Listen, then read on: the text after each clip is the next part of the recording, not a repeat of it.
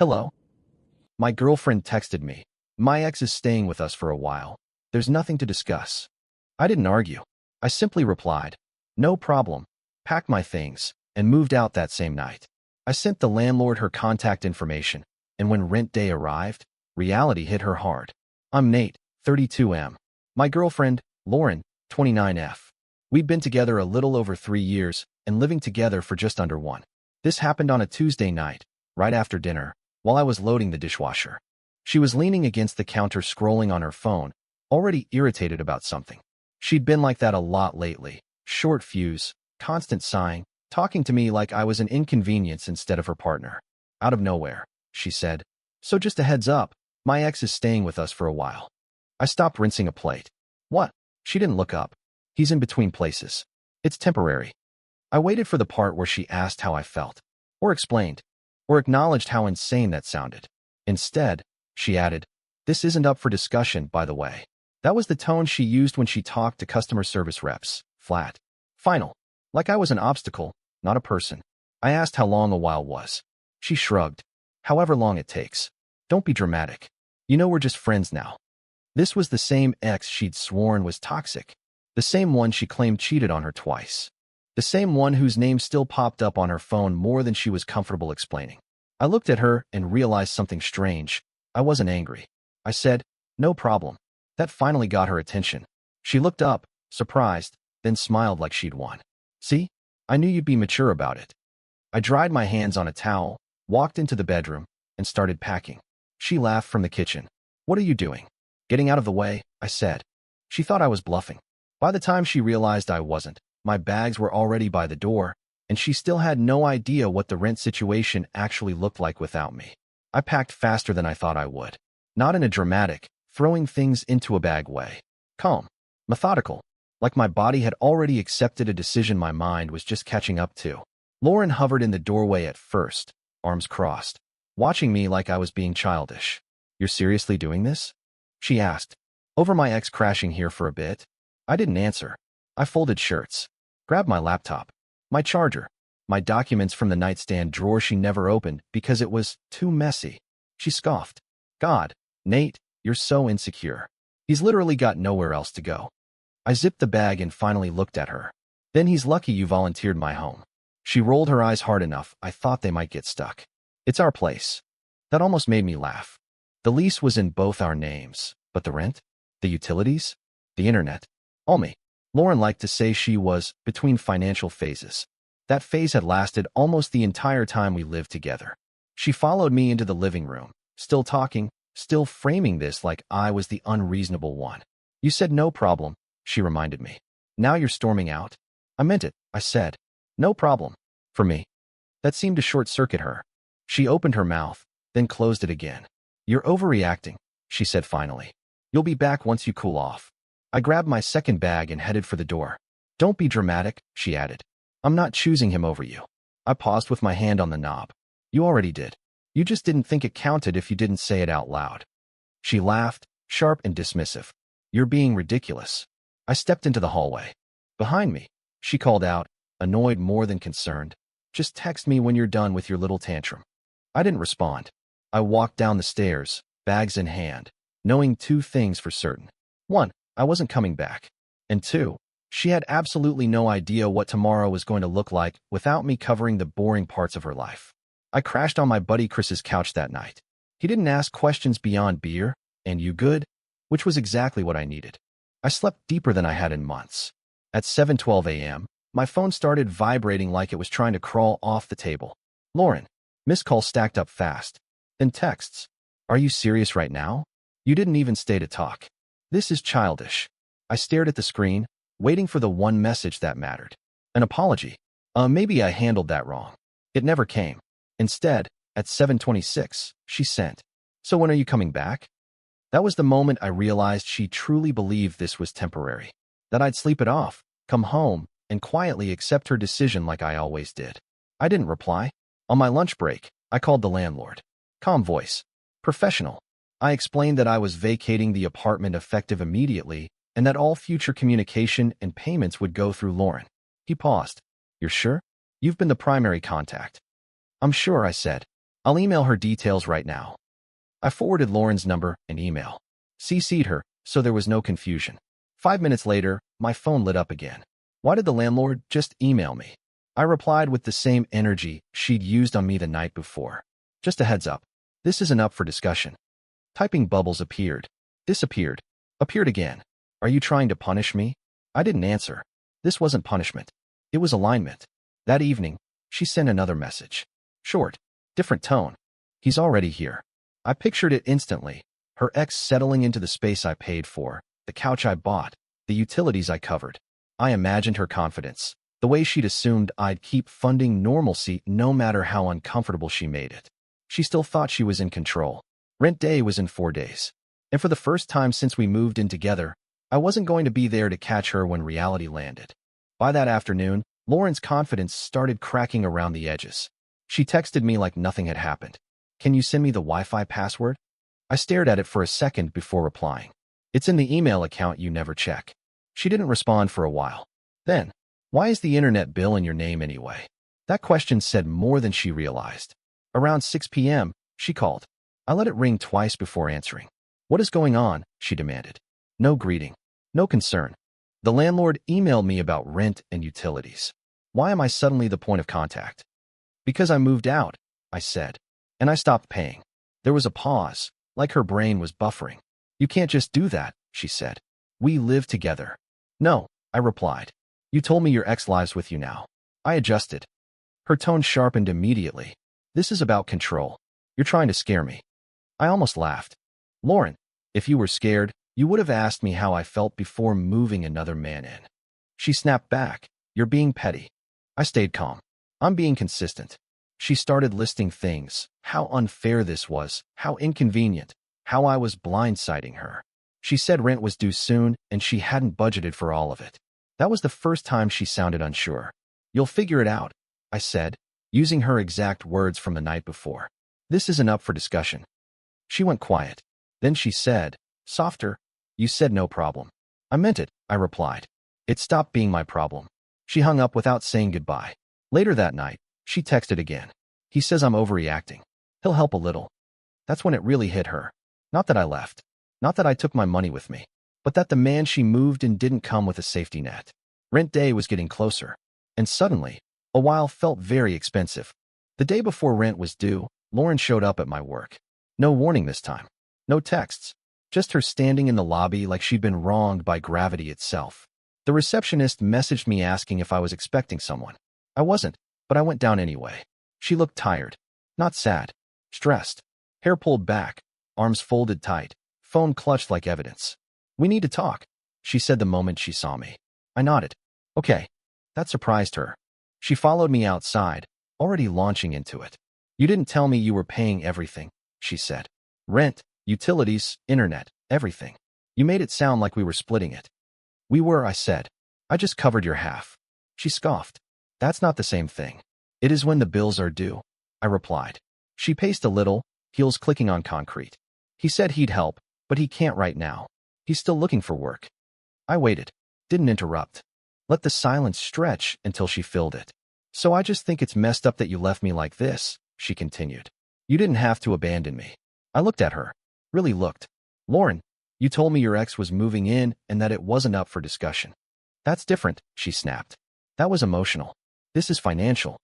I almost smiled. So you agree, I said. The boring stuff matters. Her mouth opened, then closed. She changed tactics fast. Can you just cover this month? She asked. Softer now. Just this one. So I have time.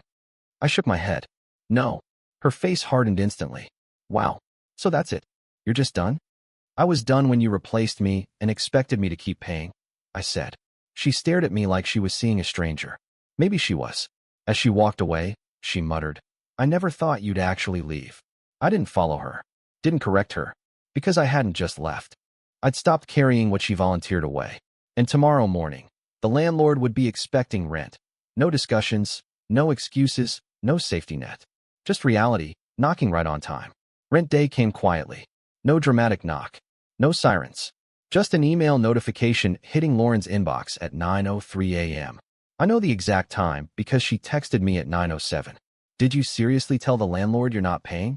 I was already at work, coffee half finished, inbox open. I replied calmly. I told him I moved out. That's accurate. 3 dots appeared immediately. This is insane. He's expecting the full amount.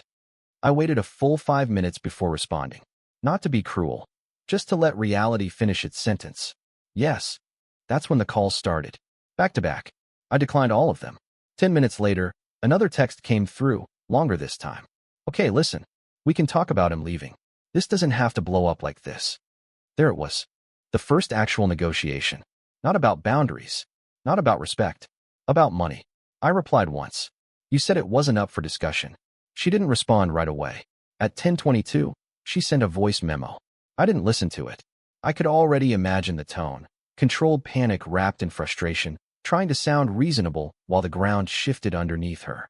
At lunch, Chris checked in. Everything okay? Yeah, I said. And for the first time, it wasn't a lie.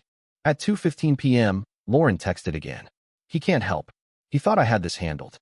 That sentence said more than she realized. She told him what she told me, that it was handled, that it wasn't a problem, that she was in control.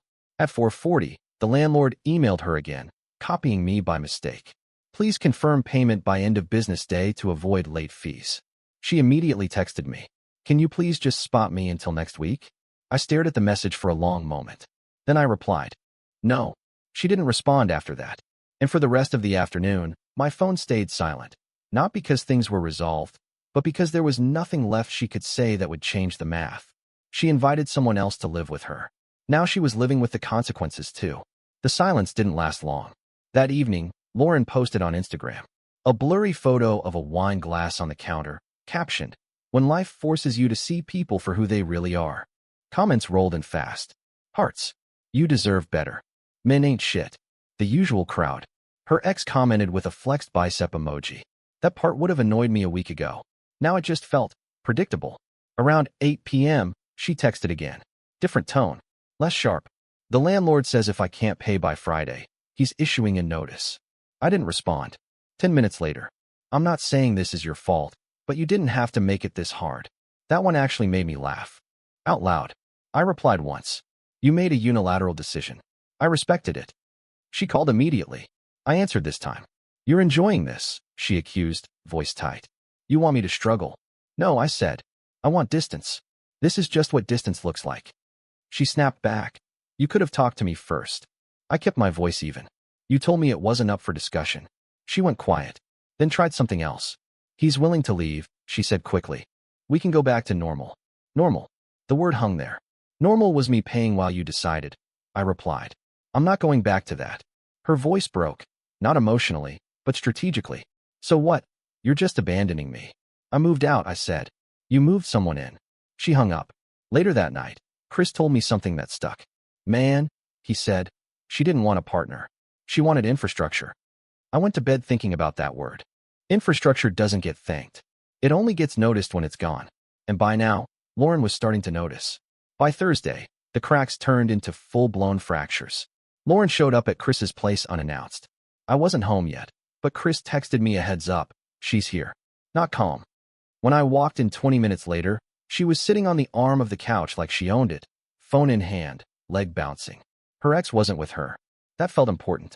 Oh, so this is where you ran off to, she said, scanning the room like she was taking inventory. I didn't run, I replied. I relocated. She snorted. Cute. Chris made an excuse and disappeared into his bedroom.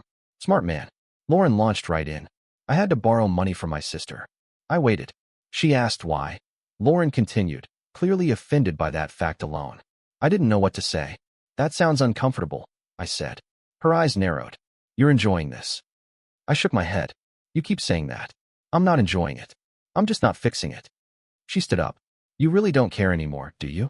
I cared when you told me your ex was moving in and shut me down. I replied. You just didn't need my care then. She crossed her arms. He's leaving. That doesn't change anything. Her face twisted in frustration. Why not? That's what you wanted. I met her eyes. No. What I wanted was a partner who didn't make life-altering decisions and tell me to deal with it. She opened her mouth, then closed it again. For a second, she looked genuinely lost. Then she snapped back into herself. So what? You're perfect now. No, I said. I'm just done. She laughed bitterly. You're going to regret this. Maybe, I said. But I won't regret staying silent when I was told my opinion didn't matter. She grabbed her bag and headed for the door. Before leaving, she turned back. You really screwed me, she said. I answered honestly. You screwed yourself. I just stopped holding things together. When the door closed behind her, the apartment felt lighter. And for the first time, I realized the chaos wasn't following me anymore. It was staying with her. Friday morning came with a kind of quiet that only shows up after chaos runs out of leverage. No texts. No calls. No last-minute guilt bombs. I heard what happened later, from the landlord, actually. He called to confirm a few final details and, casually, mentioned Lauren had been frantic. Asked about extensions, late fees, payment plans. Apparently, she tried explaining that her financial situation had changed suddenly. Funny how sudden it feels when the person carrying it stops. By noon, she texted me again. Short. Flat. He moved out. I stared at it for a moment, then locked my phone. An hour later, another message came through. I didn't think it would get this bad. That one almost worked. Almost. If it had come days earlier. Before the dismissal. Before the not up for discussion. Before she learned the hard way that independence is expensive when you outsource responsibility. I replied once. I did. That evening, I ran into one of her friends at a bar. She gave me a look like I was the villain in a story she'd only heard half of. She's really struggling, the friend said. She didn't expect you to just leave like that. I nodded. She told me to adjust. I did. The friend hesitated, then said, quieter, she thought you'd stay no matter what. That sentence explained everything. Lauren didn't miscalculate the situation. She miscalculated me. She thought love meant tolerance without limits. That stability meant silence. That I'd keep paying, emotionally and financially, because it was easier than disruption.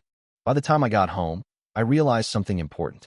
The relationship didn't end when I moved out. It ended when she realized I wasn't coming back to clean up the mess she made alone. By the following Monday, everything was officially done. No more messages. No more indirect attempts to pull me back in. The landlord confirmed Lauren had scraped together enough to cover part of the rent and negotiated a short extension for the rest. It wasn't my problem anymore, but the finality of it still landed. A mutual friend filled in the gaps I didn't ask for. Apparently, once her ex realized he wasn't just crashing for free and that Lauren actually needed help, he disappeared fast. Left behind a half-empty closet and a couple excuses about how this wasn't what he signed up for. Turns out he was fine taking space, not responsibility. Lauren, on the other hand, was furious. Not at him, at me. She says you abandoned her, the friend told me. That you blindsided her. I didn't correct the story. I didn't need to. From her perspective, I probably did abandon her. Infrastructure always looks like abandonment when it stops working. I moved into my own place that week. Small. Quiet. No one else's chaos echoing off the walls. I paid the deposit, set up the utilities, unpacked in one night. It felt clean. Honest. What stuck with me wasn't the money or the drama. It was how easily she said, "This isn't up for discussion." How natural it felt to her to make a decision that changed my life and expect me to stay put. When I said, "No problem," I meant it. I didn't argue. I didn't beg. I didn't try to control her choices. I simply removed myself from the consequences of them. And that's what ended the relationship. Not anger, not jealousy, not even her ex. Just the moment she realized I wasn't going to keep holding everything together while she decided who mattered. Sometimes walking away isn't dramatic. Sometimes it's the calmest, clearest answer you can give. Bye-bye.